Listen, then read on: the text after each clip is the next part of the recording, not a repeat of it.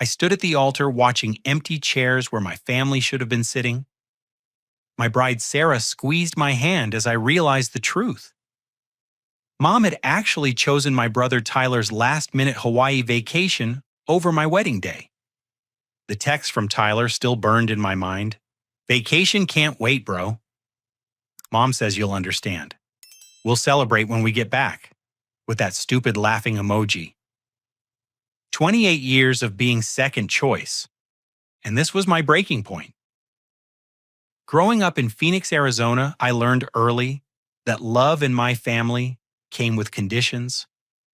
Mom always had a reason why Tyler needed more attention, more money, more chances. When I brought home straight A's, she'd remind me that Tyler was struggling and needed encouragement.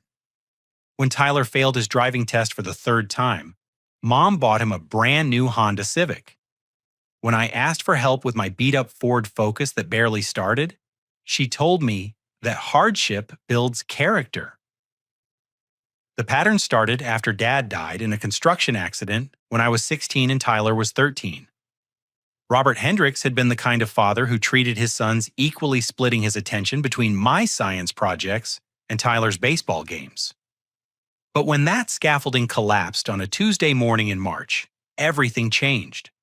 Mom transformed from Patricia Hendricks' loving wife and balanced mother into a woman consumed with protecting her youngest son from any possible harm or disappointment.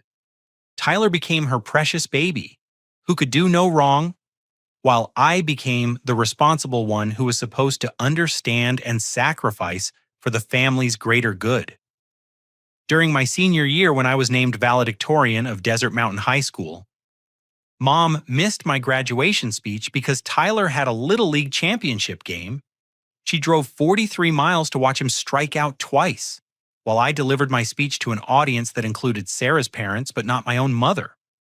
College presented the cruelest blow of all. I worked 3 jobs to pay for Arizona State University, while Tyler received full financial support for his education at the University of Arizona. I delivered pizzas until midnight, cleaned office buildings at dawn, and tutored struggling students between classes.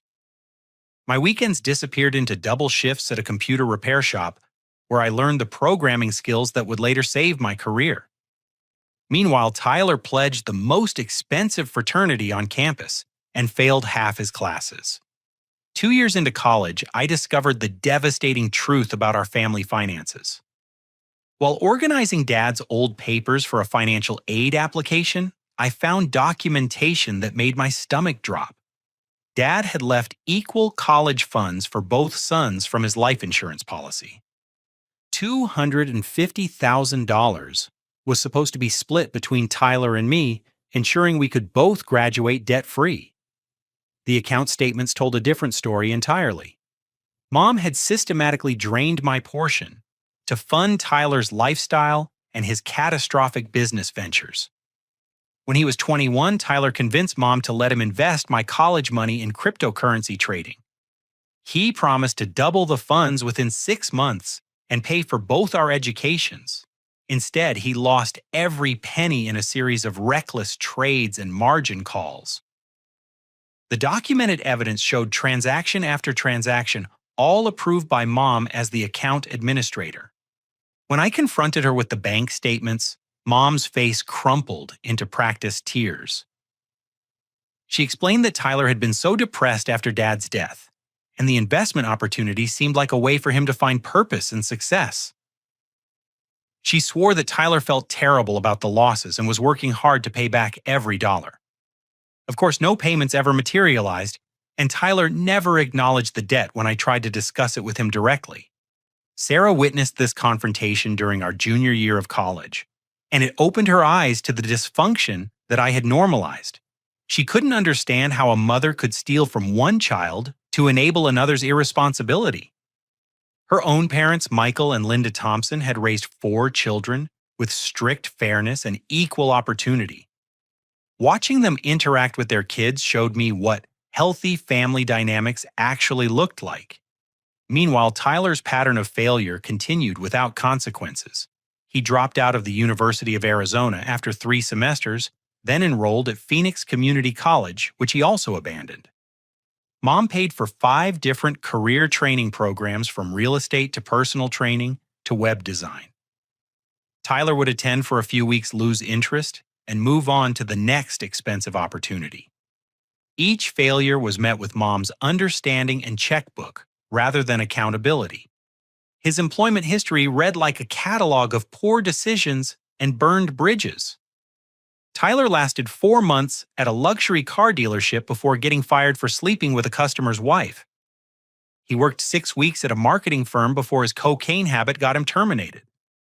Mom hired him to help manage Dad's auto repair shop, but he showed up drunk so often that she had to let him go. Each firing was somehow not Tyler's fault in Mom's eyes. Bad managers, workplace discrimination, impossible expectations, anything except Tyler's own choices. My success seemed to make Mom uncomfortable rather than proud. When I graduated summa cum laude with a computer science degree and landed a software engineering position at a promising startup, her congratulations felt hollow.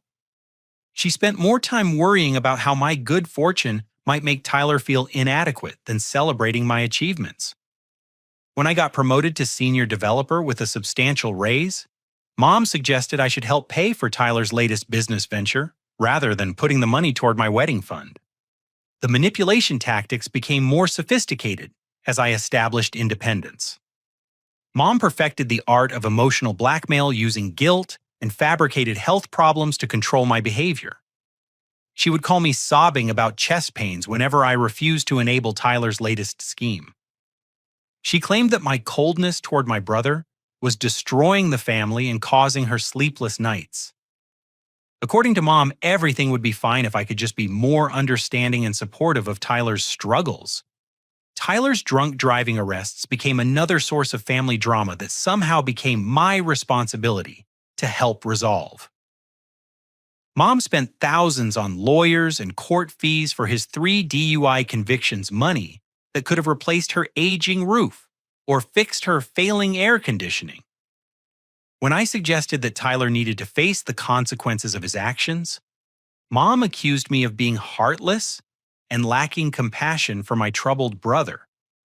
She painted Tyler as a victim of depression and bad influences rather than acknowledging his pattern of destructive choices. The foundation of favoritism ran so deep that I had almost accepted it as normal until Sarah helped me see the truth. Her perspective as an outsider made clear what I had been conditioned to ignore. Mom had stolen my inheritance, sabotaged my opportunities, and demanded that I subsidize Tyler's failures while expecting nothing from him in return. This realization would prove crucial when the wedding planning began, and Mom's favoritism reached its most destructive peak. When Sarah and I announced our engagement 8 months before our planned wedding date, I expected some resistance from Mom, but I underestimated her capacity for manipulation and sabotage. Her immediate response to our happy news was concern about timing and Tyler's feelings rather than congratulations for our future together. Within minutes of showing her Sarah's engagement ring, Mom was suggesting we postpone the ceremony because Tyler might want to bring someone special soon and wouldn't want his relationship overshadowed by our wedding. The active sabotage began within weeks of our engagement announcement.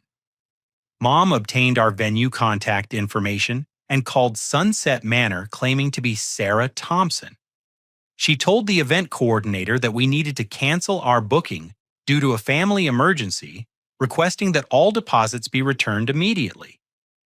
Fortunately, the venue manager had met Sarah in person and recognized that the voice didn't match. When they called to confirm the cancellation request, we discovered Mom's deception and had to provide additional security measures to protect our reservations. Her next target was our wedding photographer, James Martinez, a talented artist whose portfolio had impressed us enough to book him a year in advance. Mom called his studio claiming to represent the Hendricks family and explaining that we needed to postpone indefinitely due to financial hardship.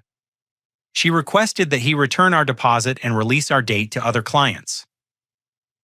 James, being a professional, called me directly to discuss the situation. When I assured him that we had no intention of postponing, he shared the details of Mom's call, including her request for the deposit money to be mailed to Tyler's address instead of ours. The wedding invitation list became another battlefield where Mom demonstrated her commitment to undermining our plans. She called extended family members with incorrect dates, telling them the ceremony had been moved from June 15th to August 20th. Uncle Frank Dad's younger brother, who lived in Tucson, called to congratulate us and mentioned the date change Mom had communicated. When I corrected him, his confusion turned to anger as he realized Mom was deliberately creating chaos around our wedding. He revealed that Mom had called him multiple times, asking him to convince us to postpone for Tyler's sake. Mom's manipulation of our extended family created hurt feelings and confusion that took weeks to resolve. Cousins Jennifer and Michael had already requested time off work for the wrong dates Mom provided. Aunt Susan had booked a non-refundable hotel reservation based on Mom's misinformation. Each family member I had to call to correct the details forced me to explain that my own mother was sabotaging my wedding, a humiliating conversation that damaged Mom's reputation among Dad's relatives. The timing of Tyler's Hawaii vacation was not coincidental.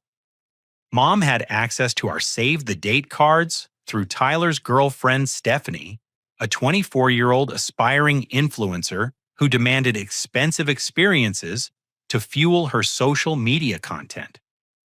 When Stephanie saw our wedding date on the refrigerator during a family dinner, she immediately began planning a competing event that would require Mom's presence. Within days, Mom had booked a 10-day Hawaiian vacation package that deliberately overlapped our wedding week. Tyler's new relationship with Stephanie brought out Mom's most excessive, enabling behavior. Stephanie had dropped out of cosmetology school to focus on building her Instagram following a career choice that required constant funding for designer clothes, professional photography, and exotic travel destinations. Mom saw Stephanie as Tyler's chance for happiness and was determined to provide whatever financial support their relationship required. The Hawaii trip cost $18,000, including first-class flights, oceanfront resort accommodations, and private excursions. To fund this extravagant vacation and Tyler's latest business venture, Mom made the devastating decision to refinance her house. The home Dad had paid off before his death became collateral for Mom's obsession with Tyler's happiness. She borrowed $85,000 against the property money that should have secured her retirement, but instead enabled Tyler's continued irresponsibility.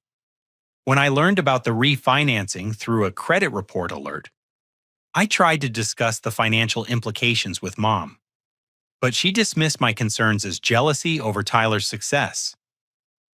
The confrontation at Sunday family dinner 3 months before our wedding exposed the depths of Mom's manipulation and Tyler's entitlement.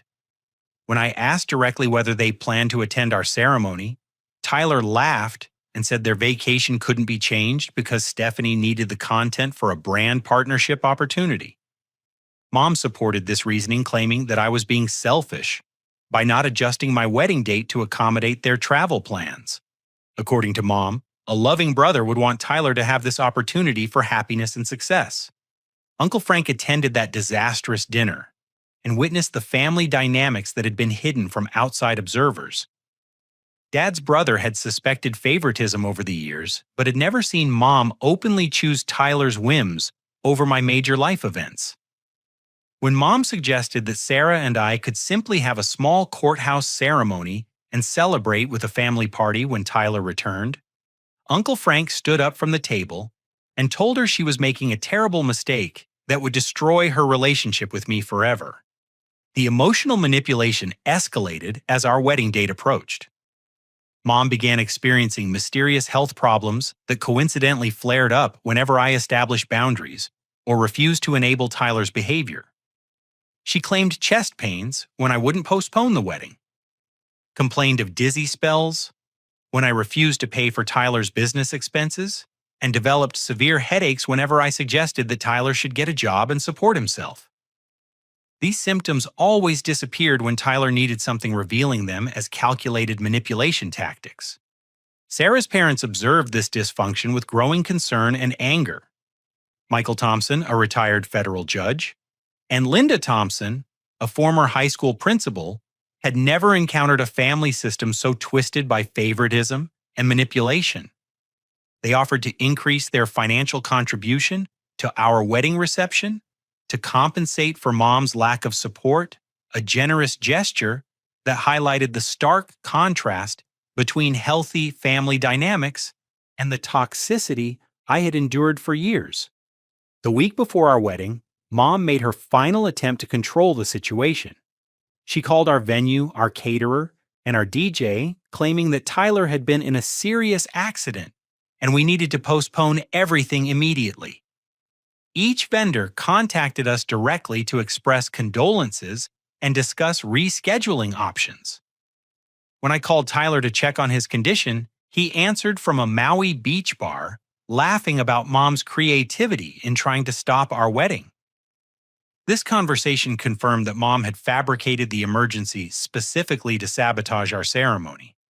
As I hung up from that call with Tyler, I realized that Mom's sabotage went beyond simple favoritism into active malice toward my happiness.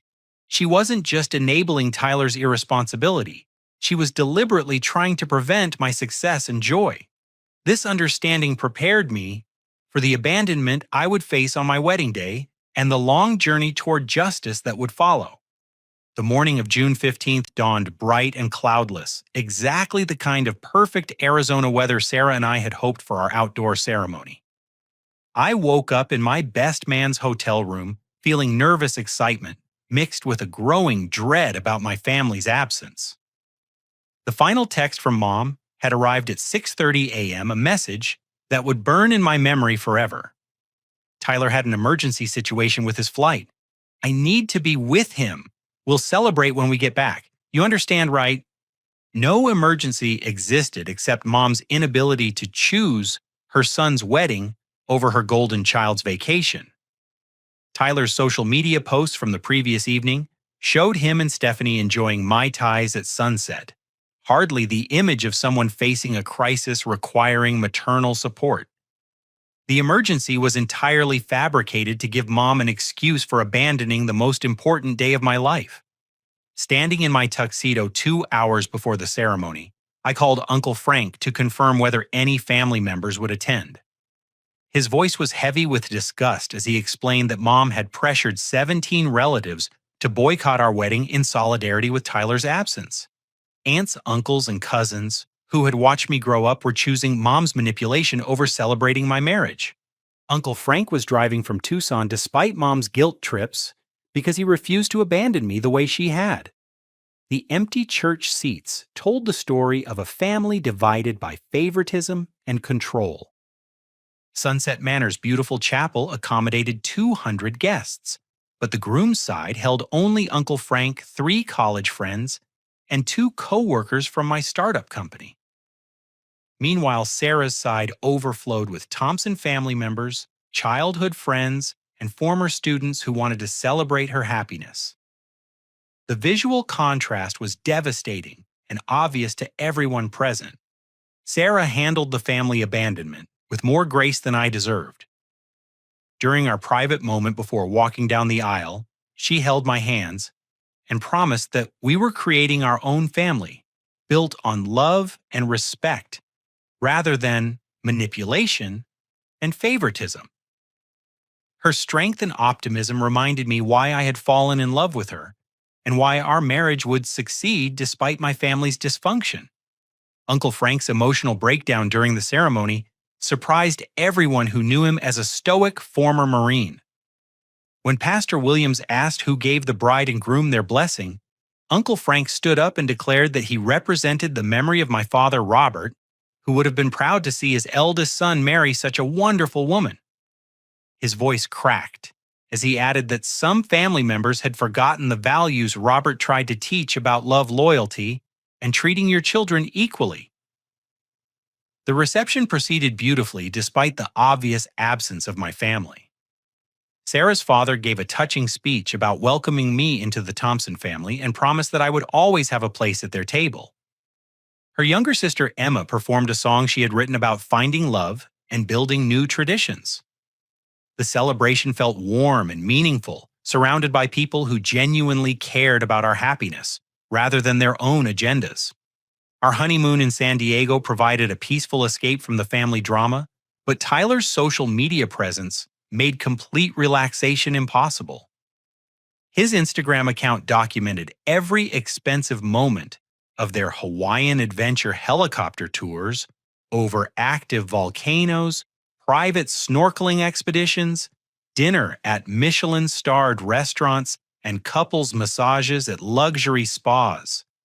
Each post felt like another slap in the face, showing exactly what Mom had chosen over her son's wedding day. The most infuriating post appeared on our third honeymoon day, a video of Tyler and Stephanie swimming with dolphins, while Mom watched from a resort balcony, smiling and laughing without any apparent guilt about missing my wedding. The caption read, "Living our best life with the most amazing mom ever. Family vacations create the best memories." The hypocrisy was staggering, given that she had destroyed our family unity to create those precious memories for Tyler. Returning from our honeymoon to an empty house felt anticlimactic after the emotional highs of marriage and the peaceful week away. No congratulations cards waited from my family, no gifts acknowledging our new life together, no messages asking about the ceremony they had chosen to miss. The silence felt deliberate and cruel, as if they were punishing me for proceeding with my wedding despite their disapproval. The legal documents waiting in our mail completely shattered any remaining illusions about Mom's priorities and intentions. An envelope from Patterson and Associates law firm contained paperwork showing that Mom had changed the ownership structure of Dad's auto repair shop, Hendricks Automotive. The business Dad had built over 20 years worth approximately $400,000 was now solely Tyler's inheritance. My name had been completely removed from all ownership documents and succession plans. Reading those legal papers felt like experiencing Dad's death all over again. Robert Hendricks had always promised that his business would provide security for both his sons, either through joint ownership or equal profit sharing. He had worked 16-hour days to build Hendricks Automotive into the most trusted repair shop in our neighborhood, talking constantly about passing his legacy to Tyler and me together. Mom had unilaterally decided to erase Dad's wishes and my inheritance in favor of Tyler's exclusive benefit. The lawyer's documentation revealed the timeline of Mom's deception. She had initiated the ownership transfer 3 months before our wedding, around the same time she started sabotaging our wedding plans. The legal changes weren't impulsive decisions made in the heat of family conflict. They were calculated moves designed to punish me for refusing to enable Tyler's irresponsibility and to reward Tyler for his continued dependence on her financial support. Uncle Frank's investigation into the inheritance theft uncovered even more disturbing details. Mom had used wedding gift money from relatives to fund Tyler's Hawaii vacation, essentially stealing checks and cash intended to help Sarah and me start our married life. Grandma Henderson's $1,000 wedding gift. Great Aunt Margaret's $500 check and cash gifts from various cousins had all been deposited into Mom's account and transferred to pay for Tyler's vacation expenses. The pregnancy announcement that should have brought our families together instead highlighted the complete breakdown of our relationship with Mom and Tyler. When Sarah discovered she was pregnant 6 weeks after our wedding, we called Mom to share the joyful news that she would become a grandmother. Her response was lukewarm enthusiasm, followed immediately by concern about Tyler's feelings, suggesting we wait to make any public announcements until Tyler was ready to share his own relationship news. Our neighborhood and church community rallied around us with support that contrasted sharply with my family's abandonment. Pastor Williams organized meal deliveries during Sarah's difficult first trimester. My coworkers threw an impromptu baby shower when Mom failed to plan any celebration for her first grandchild. The startup company's founder, David Chen, became a mentor figure who filled some of the emotional void left by my father's death and my family's rejection. The decision to go completely no contact with Mom and Tyler felt both necessary and heartbreaking. Sarah suggested that we needed to protect our growing family from the toxicity and manipulation that had defined my childhood. Uncle Frank supported our decision, sharing his own frustrations with Mom's treatment of me over the years. He promised to keep us informed about any family developments while respecting our need for distance and healing. As I reflected on the wedding day abandonment and its aftermath, I realized that Mom's choice revealed her true character more clearly than 28 years of subtle favoritism. She had chosen Tyler's vacation over my wedding, stolen my inheritance to fund his lifestyle, and shown no remorse for the pain she caused. This understanding prepared me emotionally for the success and vindication that would follow, setting the stage for the justice that was still to come. The year following our wedding became a period of remarkable personal and professional growth that validated every sacrifice I had made to escape my family's dysfunction. Without the constant drain of Tyler's emergencies and Mom's manipulation, I could focus entirely on building a successful marriage, advancing my career, and preparing for fatherhood. Sarah's unwavering support and the peaceful home environment we created together allowed my natural talents and work ethic to flourish in ways that had been impossible while managing family chaos. My position at Innovate Tech Solutions, a startup specializing in small business software, provided the perfect platform for my programming skills and entrepreneurial instincts. The company had struggled for 2 years to develop a comprehensive inventory management system that could serve restaurants, retail stores, and service businesses without requiring expensive customization. My background in computer repair and my understanding of small business operations from Dad's Auto Shop gave me unique insights into what these clients actually needed. Working 60-hour weeks while Sarah handled her increasingly difficult pregnancy, I designed and coded a revolutionary app that could integrate point-of-sale systems, supplier databases, and financial reporting into one seamless platform. The breakthrough came during a late-night programming session when I solved the synchronization problem that had stumped 3 previous development teams. My solution used machine learning algorithms to predict inventory needs based on seasonal patterns, weather data, and local economic factors. The app's beta testing exceeded every expectation, with small business owners reporting 20 to 30% reductions in inventory costs and dramatic improvements in cash flow management. Word spread quickly through business networks, and Innovate Tech's client base grew from 12 to over 300 companies within 6 months. My role evolved from senior developer to chief technology officer as the company expanded to meet demand for my inventory management system. Meanwhile, Tyler's latest business venture was imploding spectacularly, according to Uncle Frank's reports. The cryptocurrency losses had convinced Tyler that he understood financial markets, leading him to launch a vacation rental consulting business that promised to help property owners maximize their Airbnb profits. Using Mom's house as collateral, he borrowed $45,000 to purchase 3 rental properties in Sedona that he planned to manage and optimize for maximum revenue. Tyler's lack of basic business knowledge doomed the venture from the beginning. He failed to research local zoning laws and discovered that 2 of his properties were in areas that prohibited short-term rentals. The 3rd property required $15,000 in repairs to meet safety codes. Money Tyler didn't have because he had spent the renovation budget on luxury furnishings and professional photography. Within 8 months, he had defaulted on all 3 property loans and faced foreclosure proceedings. Stephanie's departure coincided with Tyler's financial collapse as she quickly realized that Instagram content couldn't be created without money for travel and experiences. Her final post featured her at Phoenix Sky Harbor Airport with the caption, "Sometimes you have to leave toxic situations to find your true self. New chapter starting in Los Angeles." Tyler's desperate attempts to win her back included selling Mom's jewelry and emptying his checking account for a grand gesture trip to California that Stephanie refused to take with him. The birth of David Robert Hendricks on March 8th marked the most joyful day of my life and highlighted the tragic cost of my family's abandonment. Sarah endured 36 hours of labor with only the Thompson family and Uncle Frank present to support us.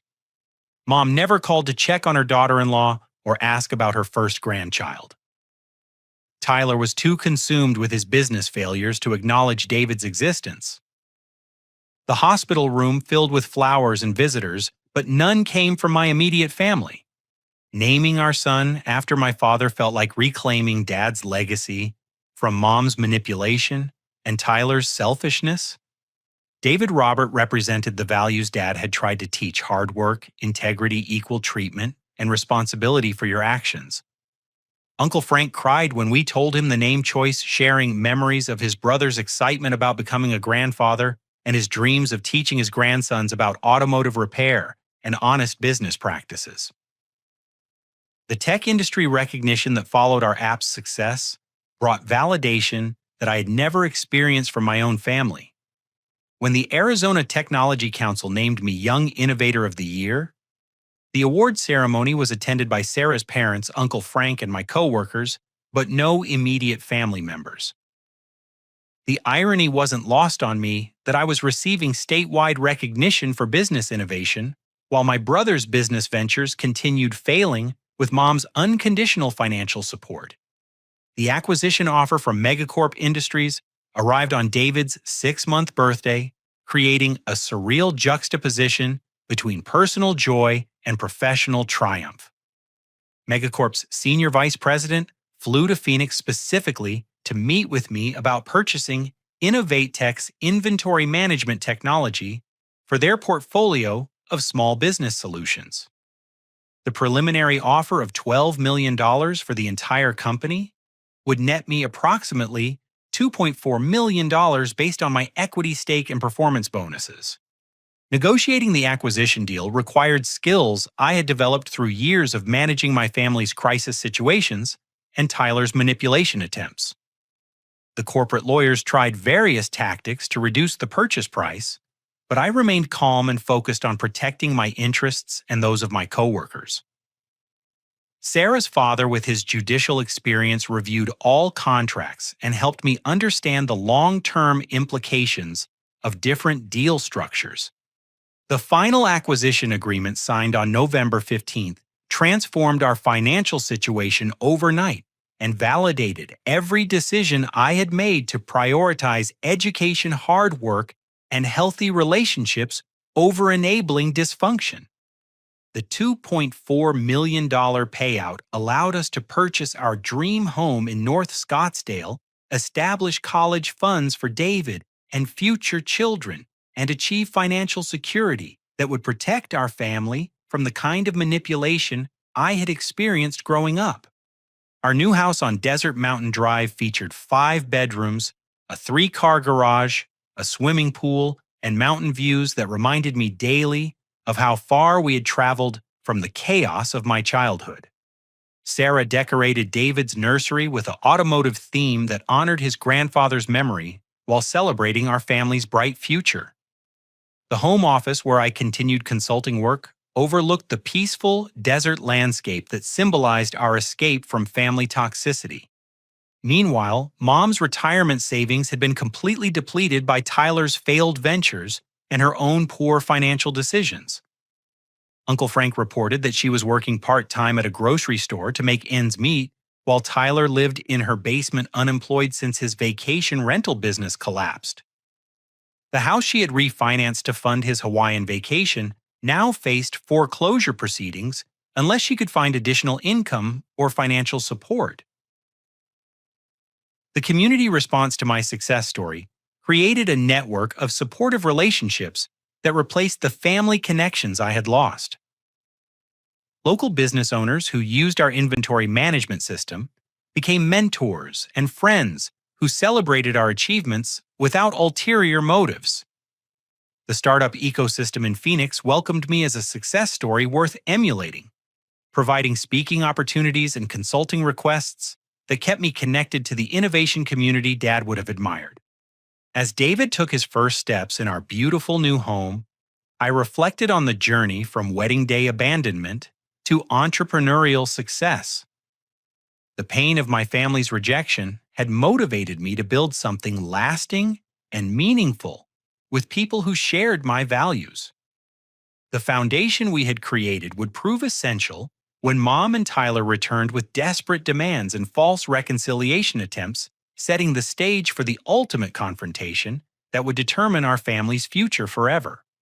18 months after our wedding day abandonment, Tyler's engagement to Amanda Richardson, a 29-year-old emergency room nurse, prompted Mom's first attempt at reconnecting with our family. The phone call came on a Tuesday evening while Sarah and I were giving David his bath, our peaceful routine, interrupted by Mom's sudden reappearance in our lives. Her voice carried the same manipulative warmth I remembered from childhood, as if 18 months of silence and abandonment could be erased with the right emotional tone. Mom's opening words revealed her complete inability to acknowledge the pain she had caused. "Marlon, honey, I have such wonderful news. Tyler proposed to Amanda last weekend, and they're planning a beautiful fall wedding. We're so excited to have you and Sarah involved in the celebration. Family is family after all, and we need to put the past behind us for everyone's happiness." The casual dismissal of our wedding day abandonment as the past demonstrated Mom's continued commitment to rewriting history rather than accepting responsibility for her choices. She spoke as if Tyler's Hawaii vacation had been a minor scheduling conflict rather than a deliberate rejection of my marriage, and a theft of wedding funds intended to help Sarah and me start our life together. Her expectation that we would eagerly participate in Tyler's wedding celebration showed a complete disconnect from reality. Amanda Richardson represented Tyler's first relationship with a genuinely accomplished and independent woman, which created new dynamics that Mom struggled to navigate. Unlike Stephanie's shallow materialism and financial dependence, Amanda had established her own career, owned her own home, and maintained clear boundaries about financial responsibility. Her presence in Tyler's life threatened the codependent relationship between Mom and Tyler that had defined their interaction for years. Tyler's transformation into a responsible partner for Amanda's sake revealed his capacity for change when properly motivated, which made his previous failures even more infuriating. He had found employment as a pharmaceutical sales representative, a position that suited his charm and social skills while providing steady income and benefits. He attended Alcoholics Anonymous meetings twice weekly and had maintained sobriety for 8 months since meeting Amanda. His sudden responsibility highlighted that his previous failures were choices rather than inevitable consequences of depression or addiction.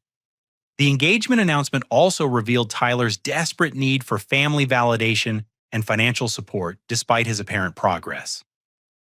Mom confessed during our phone conversation that Tyler required a small loan of $50,000 to pay for the wedding venue catering and Amanda's engagement ring. His pharmaceutical sales income covered his basic expenses and apartment rent, but he lacked savings for major purchases due to his previous financial disasters and Mom's depleted resources. Mom's health had deteriorated significantly during the months following Tyler's business failures, according to Uncle Frank's concerned reports. The stress of potential foreclosure, part-time employment at 62 years old, and Tyler's constant financial demands had triggered legitimate medical problems, including high blood pressure, diabetes, and chronic fatigue. Her previous fake health crises made it difficult to distinguish between real symptoms and continued manipulation tactics. Uncle Frank provided crucial perspective on Mom's desperation during a private conversation at his Tucson home. He explained that Mom had borrowed against her life insurance policy, sold her car for a cheaper model, and taken a second job cleaning offices at night to avoid losing Dad's house. Her financial situation was dire enough that she had applied for food assistance and utility bill help from local charities, a humiliating experience for someone who had once lived comfortably on Dad's insurance money and business income. The foreclosure timeline created urgency behind Mom's reconciliation attempts, as she needed family support to navigate the legal and financial challenges threatening her housing security. The refinanced mortgage payments were 3 months behind, and the bank had initiated proceedings to reclaim the property unless she could arrange a payment plan or find co-signers for a loan modification. Tyler's unemployment made him ineligible to help, leaving me as her only potential source of financial assistance. My refusal to engage with Mom's manipulation attempts created frustration that escalated into more aggressive tactics designed to force interaction and guilt me into compliance. She began appearing at Innovate Tech's office building, waiting in the lobby to confront me when I arrived for work. Security eventually escorted her from the premises after she created a scene crying about her cruel son, who had abandoned his family in their time of need. Sarah's pregnancy with our second child, announced at David's first birthday party, should have been a joyful occasion that brought families together in celebration. Instead, it became another opportunity for Mom to demonstrate her complete inability to respect boundaries or acknowledge other people's happiness without making herself the center of attention. We had planned an intimate gathering with the Thompson family and a few close friends at the Paradise Valley Country Club, a peaceful afternoon that would allow David to enjoy his special day. Mom and Tyler's uninvited arrival at David's birthday party created the most humiliating public scene of our family's troubled history. They appeared during the gift opening ceremony, walking across the country club's manicured lawn as if they belonged at an event they had specifically not been invited to attend.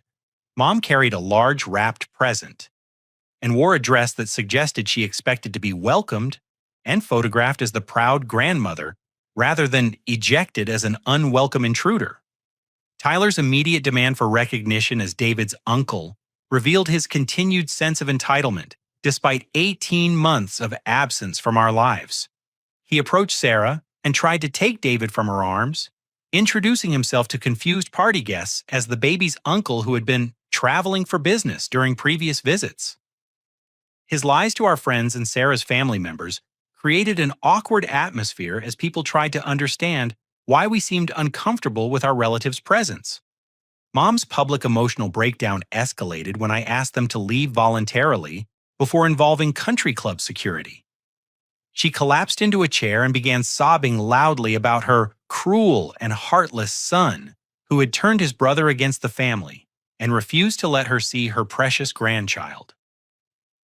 Her performance drew attention from other club members and their guests, creating exactly the kind of public humiliation that had characterized our childhood whenever I tried to establish boundaries.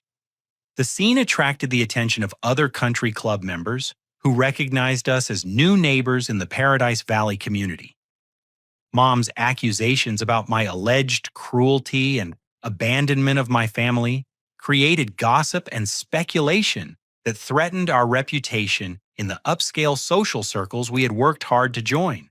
Several people approached Sarah's parents asking about the family drama they had witnessed, forcing uncomfortable explanations about my mother's manipulation and mental health issues. Country Club Security's eventual intervention required them to physically escort Mom and Tyler from the property as they continued protesting their treatment and demanding recognition as family members with rights to attend David's celebration. The incident was recorded by multiple guests on their phones, creating the risk that our family dysfunction could become social media entertainment that would follow us indefinitely in our new community. Sarah's father's offer to help us obtain a restraining order represented a turning point in our approach to managing Mom's escalating behavior. Judge Michael Thompson had observed enough of Mom's manipulation tactics to recognize that legal intervention might be necessary to protect our family's safety and privacy. His judicial experience provided valuable insights into the documentation and evidence we would need to establish a pattern of harassment and boundary violations. The aftermath of David's birthday party disaster forced us to confront the reality that Mom's desperation would continue escalating until we took decisive action to protect our family, or until we surrendered to her manipulation and enabled Tyler's continued dependence. The choice between legal protection and family reconciliation would determine whether our children grew up in the peaceful environment we had created or the chaos that had defined my own childhood. The stage was set for the ultimate confrontation that would resolve our family conflict once and for all.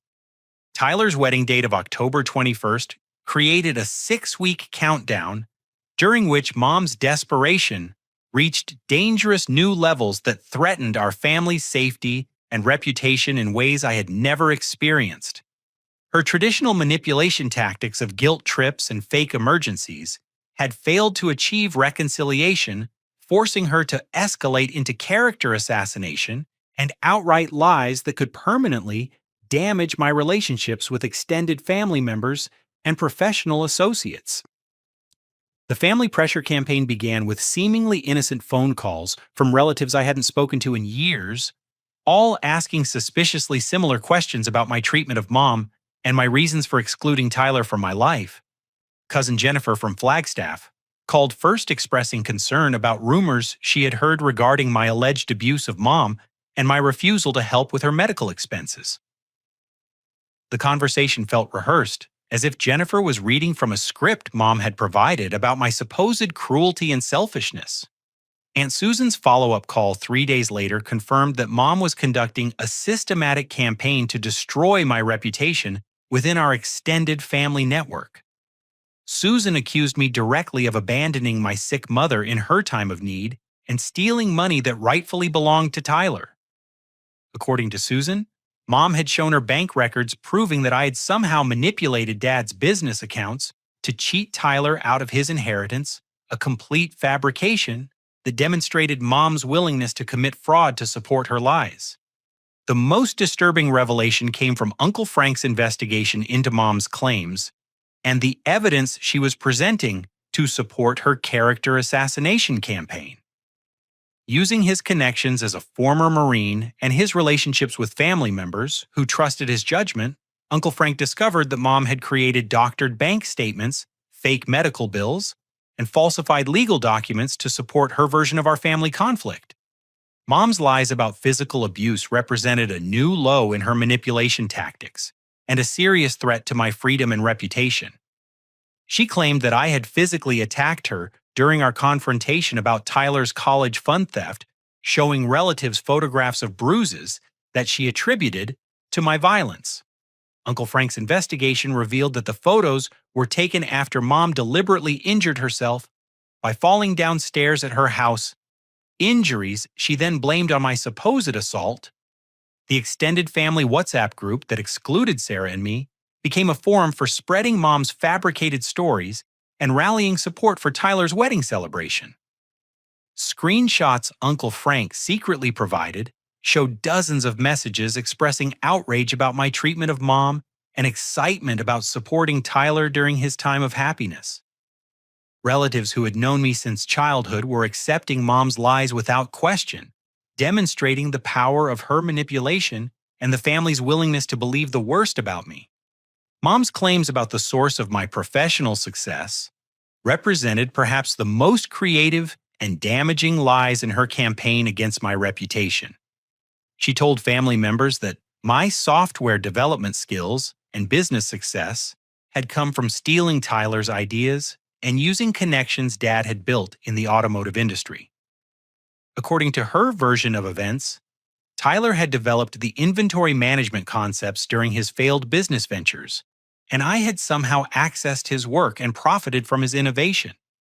Tyler's bachelor party became a rally for family members who believed Mom's lies, funded by relatives who wanted to support him against his allegedly abusive and thieving brother. The weekend trip to Las Vegas cost over $8,000 money, contributed by aunts, uncles, and cousins who saw their support as justice for Tyler's supposed mistreatment. Photos from the celebration showed Tyler surrounded by family members who had chosen his side in a conflict they understood only through Mom's manipulated version of events. The wedding invitation that arrived in our mail represented the ultimate test of my boundaries and my commitment to protecting my family from continued manipulation. The elegant card invited Mr. and Mrs. Marlon Hendricks and family to celebrate Tyler and Amanda's marriage, accompanied by a handwritten note from Mom about forgiveness being the foundation of family love and her hope that we could put our differences aside for one special day. Amanda's personal phone call requesting my presence at her wedding revealed that she knew nothing about the true history of our family conflict or the reasons for our estrangement. Mom and Tyler had told her that our problems stemmed from a business disagreement that had gotten out of hand, not the systematic favoritism, theft, and abandonment that had actually destroyed our relationship. Amanda's genuine desire for family unity and her obvious love for Tyler created sympathy for her situation while highlighting Tyler's continued dishonesty. Mom's final manipulation attempt involved a fabricated terminal illness diagnosis designed to create urgency around family reconciliation and Tyler's wedding attendance. She claimed that doctors had discovered advanced pancreatic cancer that gave her only months to live, making Tyler's wedding potentially the last family celebration she would ever experience. Uncle Frank's investigation revealed that Mom had never seen an oncologist and that her medical records were documents she had created using online templates and fake doctor signatures. The recorded phone calls Uncle Frank provided as evidence of Mom's lies represented a turning point in my understanding of her mental state and the extent of her manipulation campaign. In conversations with various relatives, Mom's voice revealed careful calculation and planning rather than emotional breakdown or genuine distress.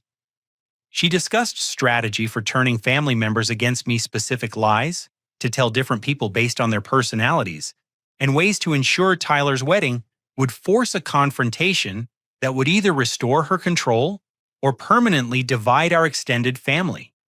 Legal consultation with Sarah's father and a family attorney revealed that Mom's defamation campaign could constitute harassment fraud and potentially criminal libel, depending on the extent of her false claims about physical abuse.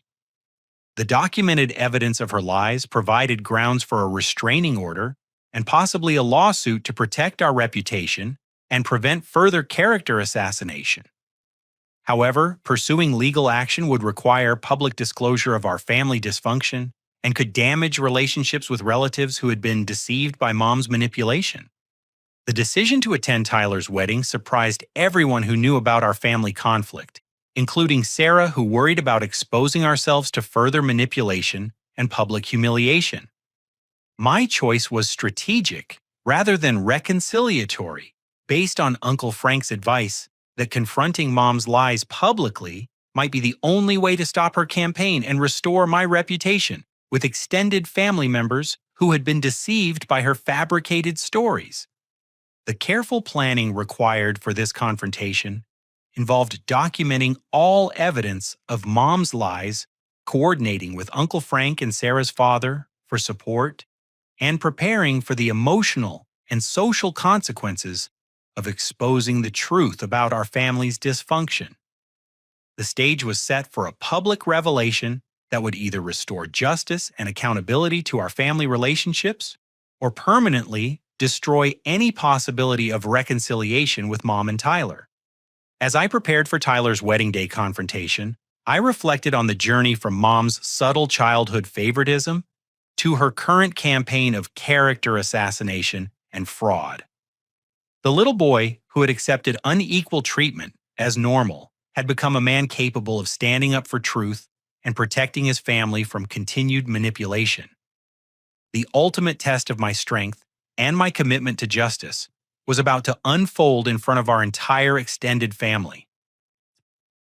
The decision to attend Tyler's wedding required careful preparation and emotional fortification that reminded me of preparing for a military operation rather than a family celebration. Sarah and I spent the morning of October 21st getting dressed in our finest formal attire, knowing that we would be walking into hostile territory where most attendees believed Mom's lies about my character and treatment of our family.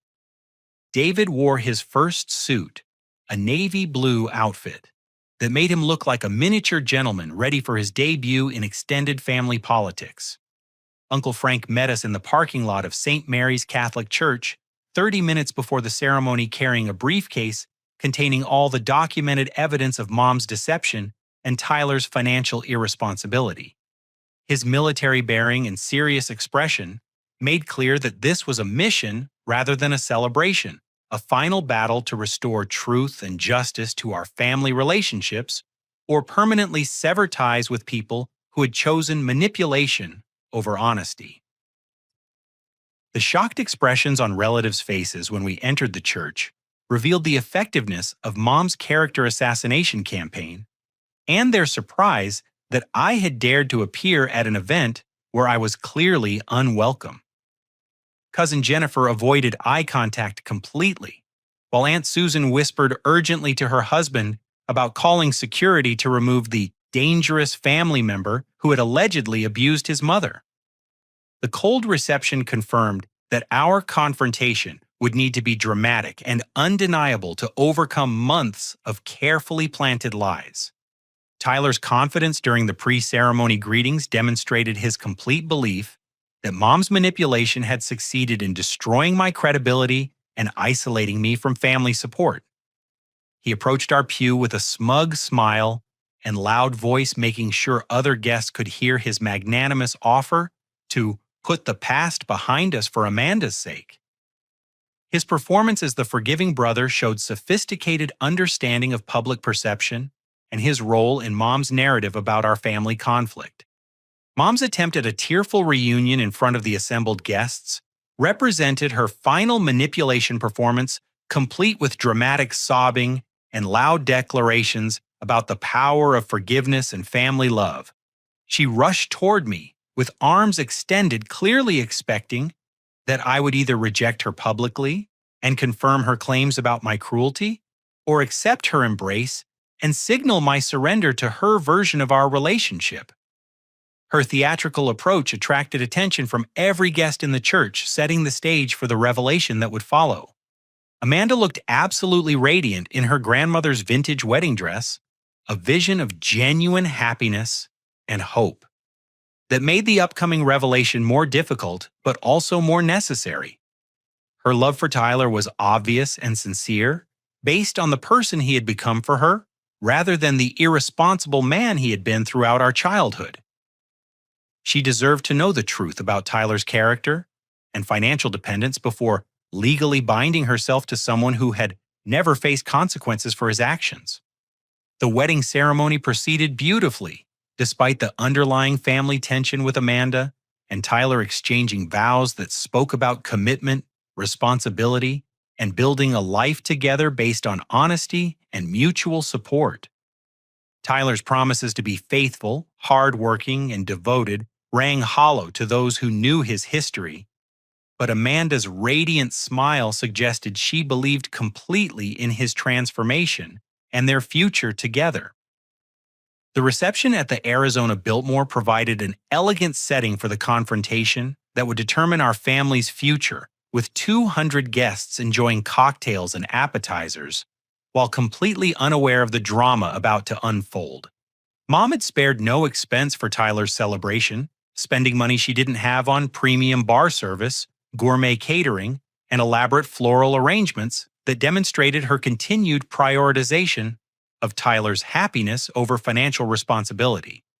When the best man finished his speech about Tyler's journey to finding love and stability, I stood up and requested permission to speak as Tyler's older brother, a role that commanded attention and respect, despite the family conflict most guests knew existed.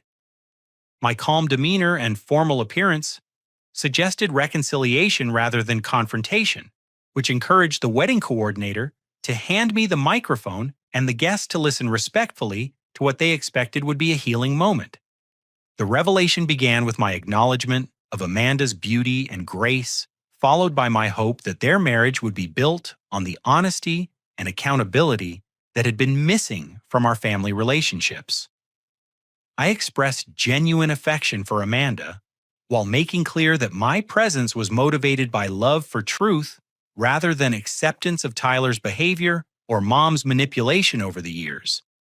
The documented evidence presentation transformed the elegant reception into a courtroom where years of lies and favoritism were finally exposed to public scrutiny.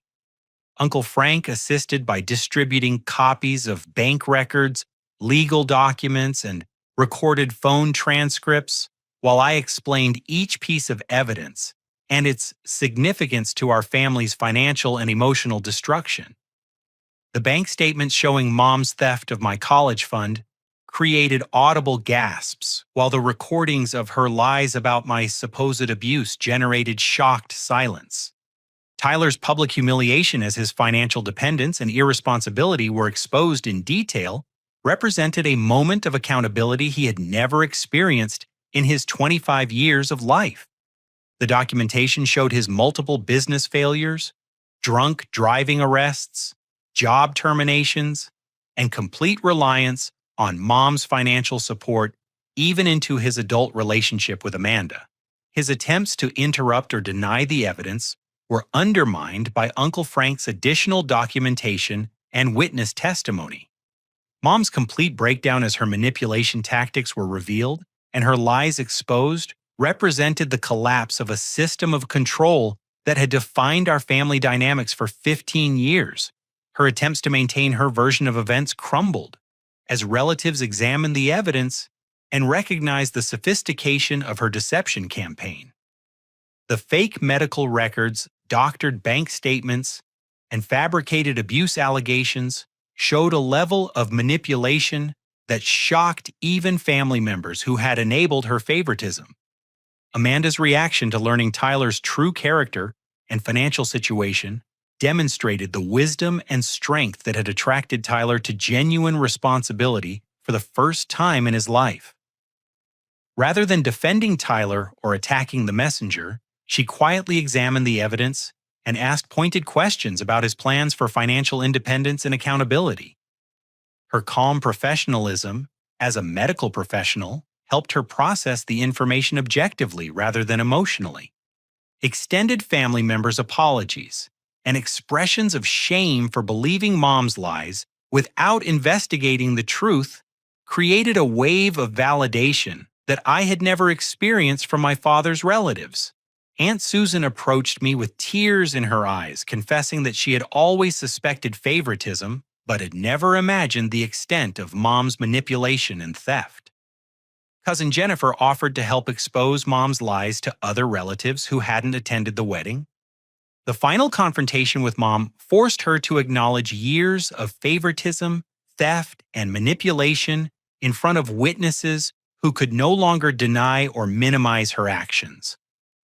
When presented with overwhelming evidence and the testimony of family members who had finally seen the truth, she admitted to taking my college fund, sabotaging my wedding, and lying about abuse allegations. Her confession represented a moment of accountability that transformed our family dynamics forever. Tyler's desperate rage as his enablement system collapsed and his wife questioned their future together revealed the entitled child he remained despite his temporary maturity for Amanda's sake. He accused me of jealousy, and spite claimed that his business failures were due to bad luck rather than poor decisions, and demanded that Mom defend him against my attack on his special day. His inability to accept responsibility even when confronted with overwhelming evidence confirmed that his transformation had been superficial rather than genuine. Amanda's private conversation with me during the reception's aftermath showed her processing the revelation that her new husband had hidden his true character and financial dependence throughout their courtship. She thanked me for my honesty, while acknowledging that she needed time to decide whether Tyler's recent changes were genuine enough to build a marriage upon. Her professional background had taught her to recognize manipulation and assess character accurately. Mom's social exile from the extended family began immediately as relatives who had been deceived by her lies expressed their anger and disappointment about being manipulated into supporting Tyler against me. Several family members announced that they would no longer provide financial support or emotional validation for mom's favoritism, effectively ending the enablement system that had allowed Tyler's irresponsibility to continue unchallenged for years. The wedding reception's conclusion with Mom and Tyler isolated from family support, while Amanda reconsidered her marriage, represented a complete reversal of the power dynamics that had defined our family relationships since Dad's death. Justice had been served through truth rather than revenge, accountability rather than punishment, and transparency rather than manipulation. 6 months later, the long-term consequences of the wedding day revelation had transformed our family relationships and individual lives in ways that validated my decision to confront the lies and demand accountability.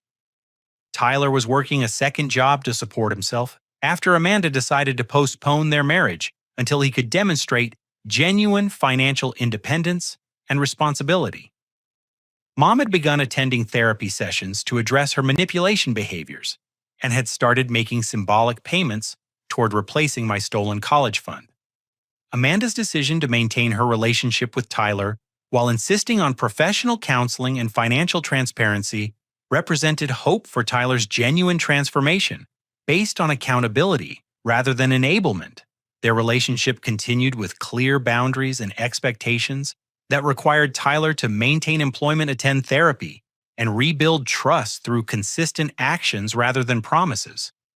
Mom's gradual acknowledgement of her favoritism and its damage to our family created the possibility of eventual reconciliation based on truth rather than manipulation. Her therapy sessions were helping her understand the psychological factors behind her preferential treatment of Tyler and the harm it had caused to both sons. While full reconciliation remained uncertain, her willingness to change represented progress that had seemed impossible before the wedding confrontation. Uncle Frank's role in documenting and exposing the truth had restored his relationship with Mom while maintaining his support for our family's healing process.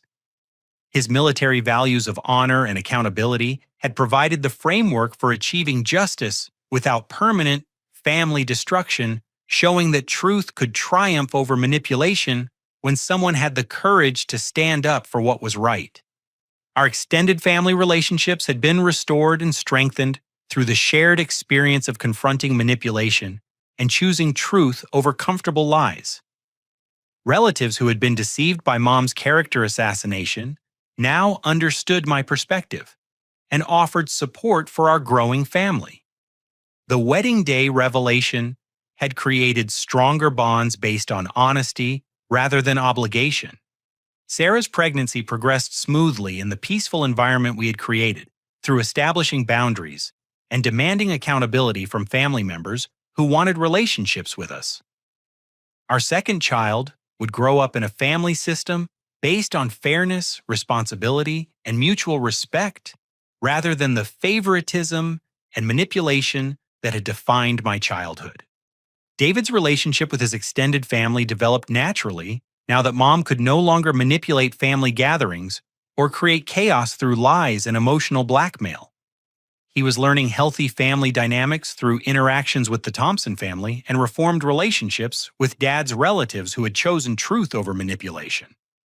The life lesson that emerged from our family's journey was the power of standing up for truth and demanding accountability from people who claim to love you. Love without respect, honesty, and fairness isn't genuine love, but rather a form of control that ultimately destroys the relationships it claims to protect. Sometimes the most loving thing you can do for manipulative family members is to stop enabling their destructive behavior by refusing to accept lies, theft, and emotional blackmail as expressions of family loyalty. My success in business and marriage had been achieved not despite my family's dysfunction, but because I had learned to recognize manipulation and choose healthy relationships over familiar chaos. The skills developed through years of managing Mom's emotional blackmail and Tyler's irresponsibility had prepared me to build a company, negotiate with corporate executives, and create a marriage based on mutual respect and shared values. The ultimate victory wasn't revenge against Mom and Tyler, but rather the creation of a family environment where our children could grow up with equal treatment, honest communication, and accountability for their actions. Breaking the cycle of favoritism and manipulation ensured that David and his future siblings would never experience the pain of being second choice in their own family. As I reflected on the journey from wedding day abandonment to wedding day justice, I realized that the most important lesson was about the difference between family as an obligation and family as a choice. True family relationships require mutual respect, honesty, and accountability. When someone repeatedly violates those principles, loving them means establishing boundaries that protect everyone involved from continued harm. The peace and happiness Sarah and I had built together validated every difficult decision we had made to prioritize our marriage and children over dysfunctional family loyalty. Our home was filled with laughter, respect, and genuine love, rather than the walking on eggshells atmosphere that had characterized my childhood. We had created the kind of family Dad would have been proud of, built on the values he tried to teach, rather than the chaos that followed his death. What do you think about family dynamics and setting boundaries with manipulative relatives? Have you ever had to choose between family loyalty and protecting yourself from toxic behavior? I'd love to hear your thoughts and experiences in the comments below. If this story resonated with you, please hit the like button, subscribe for more real-life stories about overcoming family challenges, and share this video with anyone who might benefit from hearing about standing up for yourself against manipulation. Thank you for listening to my story, and remember that you deserve relationships built on respect, honesty, and genuine love, rather than guilt, obligation, and emotional blackmail. Take care of yourselves and the people who truly care about your happiness.